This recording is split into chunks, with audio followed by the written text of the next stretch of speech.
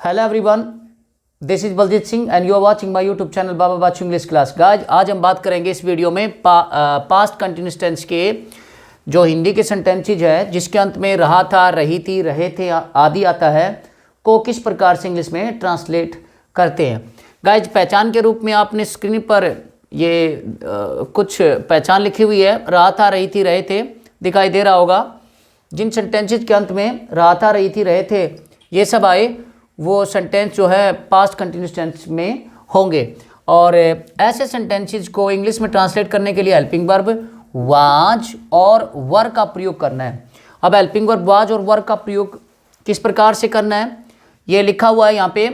I he see it, क्योंकि यहाँ पर भी सिंटैक्स करना होता है वाक्य विज्ञान के अनुसार सब्जेक्ट वर्ब एग्रीमेंट। तो कहेंगे आई ही सी इट, नेम और एक वचन जितने भी हमारे सब्जेक्ट्स होंगे, नाउन, प्रोनाउन या हमारे यहाँ किसी प्रकार से non phonetic form of verb के रूप में, उनके साथ में हमने हेल्पिंग वर्ब वाज का प्रयोग करना है। यू विद और प्लूरल सब्जेक्ट्स जितने भी हमारे प्लूरल सब्जेक्ट्स होंगे नाउन और प्रोनाउन के रूप में, उसके साथ हमने उनके साथ हमने अपना हेल्पिंग वर्ब वर का प्रयोग करना है। वर्ब की बात करूं, आई मीन क्रिया की बात करूं, तो फर्स्ट फॉर्म ऑफ वर्ब ये प्लूरल होगा प्लस आईएनजी का प्रयोग करेंगे। अर्थात फर्स्ट फॉर्म ऑफ वर्ब बगैर एस और एस आई एस वाली फॉर्म के साथ आपने आईएनजी फॉर्म ऑफ वर्ब का प्रयोग करना है। तो यहाँ पर स्क्रीन पर आपको सिंपल सेंटेंस के रूप में दो सेंटेंस हिंदी के लिखे हुए नजर आ रही हैं। वह पत्र लिख रहा था, लिखना राइट होता है, वह का इंग्लिश ही होता है, रही थी होता तो सी होता। और इस प्रकार से हम दूसरे सेंटेंस को देख रहे हैं, वह फुटबॉल खेल रहे थे। तो यहाँ पर हम इसको ट्रांसलेट कर लेते हैं। वह पत्र लिख रहा था, यहाँ पर लिखेंगे ही। अब जैसे कि आपको बताया था कि सब्जेक्ट के साथ हेल्पिंग वर्ब का प्रयोग करना है, सब्जेक्ट के साथ हेल्पिंग वर्ब का प्रयोग करना है। ही सी इट, नेम एक वचन, और हमारा जो पर्सनल प्रोनाउन होता है फर्स्ट पर्सन आई के साथ भी हमने वाज का प्रयोग करना है। तो ही के साथ वाज का प्रयोग करेंगे। ही वाज, यहाँ पर हम वाज लगाएंगे। लिखना क्या होता है, राइट, आईएनजी जोड़ देंगे। ही वाज राइटिंग, आप यहाँ पर ऐसे करेंगे, राइटिंग ए लेटर। इस प्रकार से हमने इस सेंटेंस को ट्रांसलेट किया।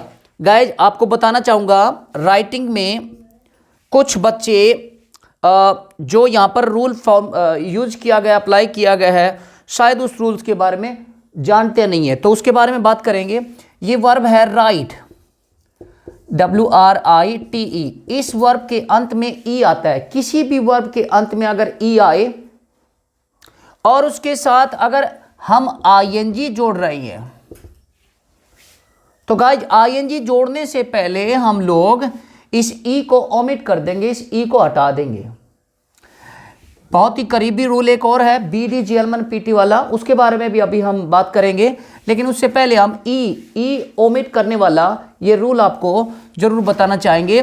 तो राइट, WRITE, राइट में ई जो है लास्ट में आपको मिला हुआ है। अब ING जोड़ना है तो हम इस ई को ओमिट कर देंगे, हम लिखेंगे WRI, ING जोड़ देंगे, ई को हटा देंगे, आप लिखेंगे राइटिंग। इस प्रकार से बहुत सारे बच्चे क्या करते हैं, डबल टी कर लेते हैं, वो कंफ्यूज हो जाते हैं। एक्चुअली ये रूल होता है BDGLMNPT वाला, BDGLMNP और टी, ये इंग्लिश के आपके जो कॉन्सोनेंट लेटर हैं, और इनसे पहले अगर आपको कोई भी अकेला वावल मिले इंग्लिश का ही, AEIOU, अगर ये मिलता है और फिर हमें अंत में किसी इस प्रकार से ING जोड़ना है, तो गाइज हम क्या करेंगे, इन जो BDGLMNPT है, ये इंग्लिश के जो कॉन्सोनेंट लेटर हैं, इनको हम डबल करती हैं। और कुछ बच्चे इस रूल को समझते हुए क्या कर देते हैं, यहाँ पर राइटिंग में भी डबल टी कर देते हैं, लेकिन ये BDGLMNPT वाला रूल नहीं है। इसमें ई को ओमिट किया जाता है, इसको ई वाला रूल बोला जाता है। अब यहाँ पर आपको समझाना चाहूँगा, जैसे हमने किया पुट, अंत में क्या है टी, और ये इनमें से टी आया हुआ है BDGLMNPT, आप समझ लीजिए। उसके बाद ये है यू, यू क्या है, सिंगल वावल, और ऊपर हमारा सिंगल वावल आया हुआ है। इसके साथ हमने आईएनजी जोड़ना है, तो हम क्या करेंगे, ये डबल टी करेंगे, PUTTING। हम इस प्रकार से डबल टी करते हुए आईएनजी फॉर्म ऑफ वर्ब जोड़ते हैं। आपको समझना चाहिए ये BDGLM एंड PT वाला रूल है और ये हमारा ई वाला रूल है। तो यहाँ पर इस प्रकार से हमने एक एडिशनल फॉर्मूले के बारे में, रूल्स के बारे में भी, जो वर्ड्स बिल्डिंग का होता है के बारे में भी जान लिया। अब हम बात करेंगे नेक्स्ट सेंटेंस की तरफ। वे फुटबॉल खेल रहे थे, वे का इंग्लिश दे होता है, हमने दे लिखा। उसके बाद प्लूरल सब्जेक्ट है, पर्सनल प्रोनाउन, नॉमिनेटिव केस में प्लूरल सब्जेक्ट है, तो हम क्या करेंगे, प्लूरल हेल्पिंग वर्ब का प्रयोग करेंगे, वर जोड़ेंगे। तो दे वर, हमने आपको बताया था कि यहाँ पर भी सिंटैक्स करना है। खेलना प्ले होता है, प्ले मतलब plural form of verb first जो है उसके साथ आईएनजी जोड़ेंगे।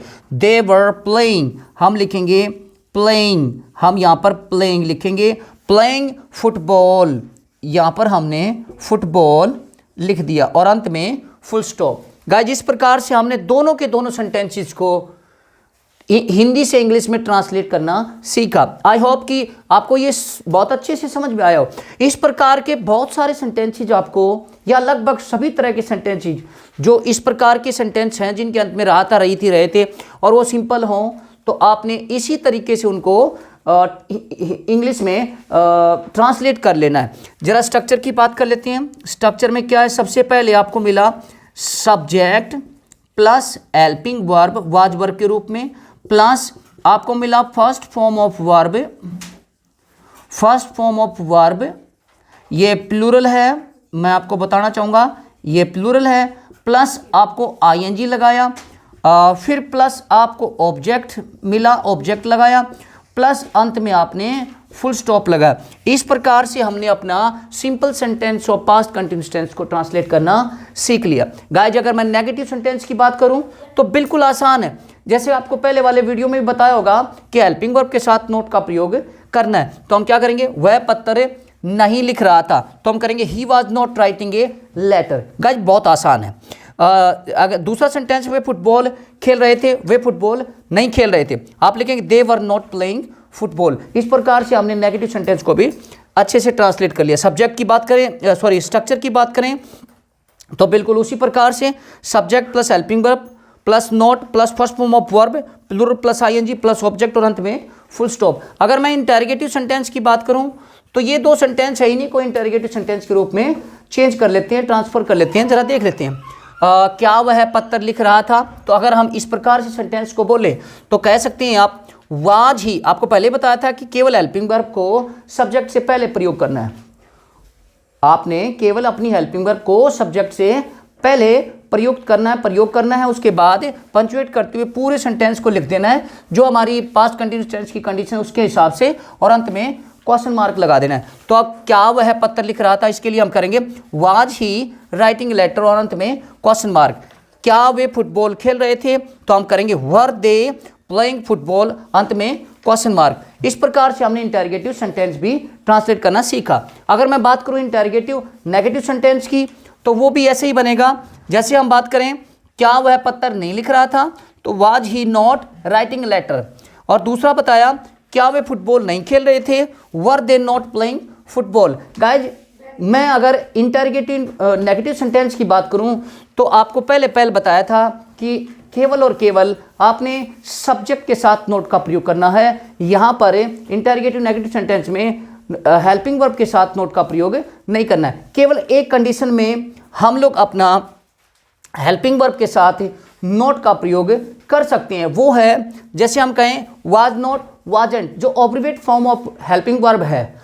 वर नॉट को वर्ंट बोलते हैं, वाज नॉट को वाजंट बोलते हैं। उस कंडीशन में हम अपना इंटरोगेटिव नेगेटिव सेंटेंस में हेल्पिंग वर्ब के साथ नोट का प्रयोग सब्जेक्ट से पहले कर सकते हैं। अगर मैं स्ट्रक्चर की बात करूं तो मौखिक तौर पर आपको ये भी बताना चाहूँगा। सबसे पहले helping verb plus subject plus not plus first form of verb plural plus ING plus object और अंत में क्वेश्चन मार्क। गाइस इस प्रकार से आपने हमारा इंटरोगेटिव नेगेटिव सेंटेंस और पास्ट कंटिन्यूअस टेंस भी सीख लिया।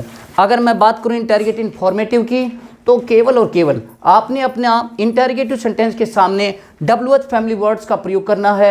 अगर आपको ये समझ में नहीं आता है तो आप मेरे जो प्रीवियस वीडियोज हैं टेंस वाइज, उनको आप अपने फार्मूले के हिसाब से एक बार चेक करने के लिए देखिए और समझिए, और फिर हमारे यहाँ बताए गए जो भी एक्सरसाइजेज हैं, जैसे पास्ट कंटिन्यूस टेंस में मैं आपको सेंटेंस दे रहा हूँ कि इंटरोगेटिव फॉर्मेटिव सेंटेंस को किस प्रकार से ट्रांसलेट करना है, कर देखें, और इंटरोगेटिव फॉर्मेटिव नेगेटिव सेंटेंस भी बनाकर देखिए, क्योंकि ये फार्मूला मैं आपको पहले वाले वीडियो में बता चुका हूँ। सो आई होप कि आपको ये सारी चीज़ें बहुत अच्छे से समझ में आई हों, और मेरा जो टीचिंग स्किल है अगर आपको अच्छा लगा हो तो आप मेरे लगातार इन वीडियो को देखते रहें।